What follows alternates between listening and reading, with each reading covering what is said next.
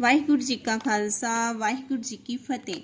ਆਪ ਸਭ ਦਾ ਪੰਜਾਬੀ ਸਿੱਖੂ ਚੈਨਲ ਤੇ ਸਵਾਗਤ ਹੈ। ਅੱਜ ਅਸੀਂ ਬਿਹਾਰੀ ਦੀ ਮਾਤਰਾ ਸਿੱਖਾਂਗੇ, ਜਿਸ ਨੂੰ ਹਿੰਦੀ ਵਿੱਚ ਵੱਡੀ ਦੀ ਮਾਤਰਾ ਕਹਿੰਦੇ ਹਨ। ਇਹ ਅੱਖਰ ਦੇ ਸੱਜੇ ਪਾਸੇ ਲੱਗਦੀ ਹੈ।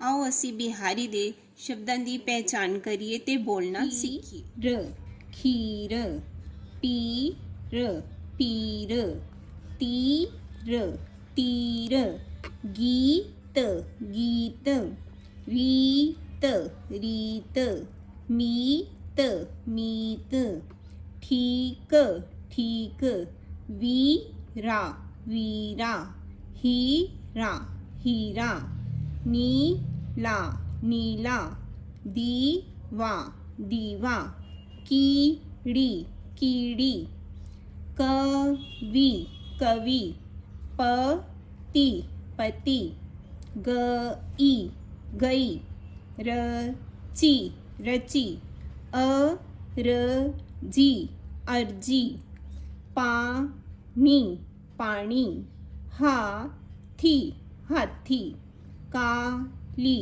काली, पारती पारती, जनानी जनानी, लड़की लड़की, पगती पगती, शक्ति शक्ति, पगड़ी पगड़ी, शीतल शीतल, शहीदी शहीदी, अमीरी अमीरी, गरीबी गरीबी, सवारी सवारी, दिवाली दिवाली, कीर्तन कीर्तन, सरकारी सरकारी, सरदारी सरदारी,